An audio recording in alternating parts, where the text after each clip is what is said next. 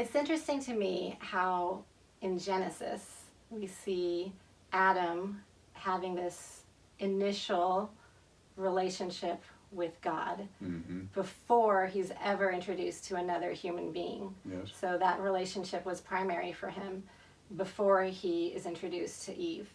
And it feels like he had a bit of a leg up there in having the relationship between him and the Father being primary.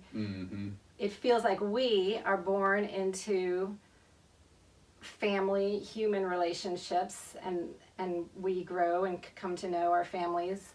And then later along the line are introduced to the concept of God. Right. And so you talked in your sermon about the need for our relationship with the Father to be primary. Yes.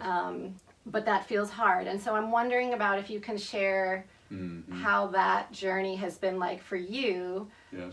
Coming to see your relationship with the Father as primary, Yes. Ahead of and before human relationships that are close. Yeah, I thought that was a interesting question, of course, that you had shared with me a little bit before we sat down for this time, because I understand exactly the question and I can relate to it.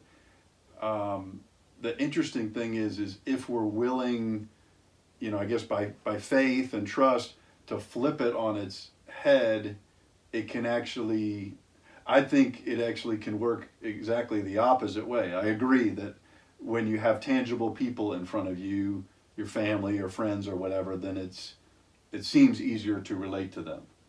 But in reality, if we think about just the three qualities that we think about with God, that he's omniscient, he's all powerful, he's all present, in our lives, that reality that he knows everything about us and knows everything about the world, he's all powerful and can handle everything, he's present everywhere that we are, and then of course you add on to that he's perfectly righteous and totally faithful in all that he does and all of who he is, he's true in all that he says. And then you contrast that to like even our best relationships. If we grew up in a great family and had great parents, or we have a great marriage, or we have great friendships, even in those relationships, we never reach a point, or most people, I don't think, where we really feel like we can be fully ourselves, or we're always trying to work towards that. And then a lot of times we're hurt in those relationships too, or disappointed at least. And when we think about the fact, so you ask, how do you get to that place? I certainly don't think I've gotten there at all, but I think the roadmap is as we meditate on those qualities about God, his presence everywhere, his all-knowing, his all-powerful nature, his loving character, his faithfulness, then really the relationship with him can in some ways more easily be a deeper relationship than with other human beings, because there's nothing that we need to hide from him. He already knows all of it. Yeah, no fear. So we can be honest with him. He's entirely faithful too with who he is and what he says in his word that he's going to do, which even the best people in our lives, they can't follow through on all things. So we would all probably say that initially. It's easier to relate to our human friends and relationships, and harder to relate to God because he's unseen.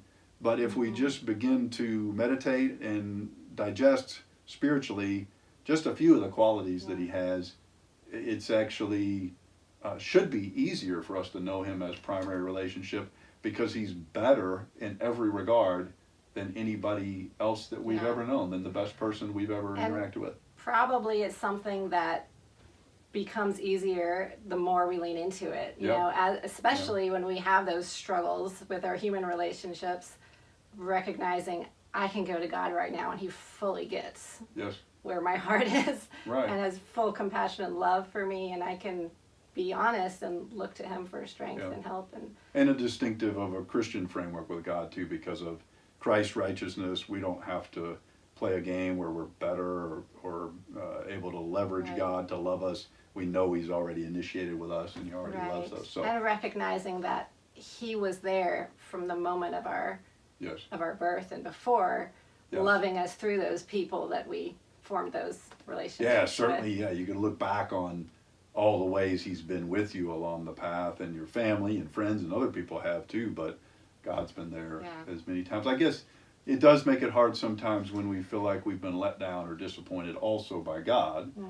And that's hard. That's not an easy thing. Many people struggle and have some legitimate reasons to probably feel that way. So it is an act of faith, I guess, for sure, to interact with God that way. So.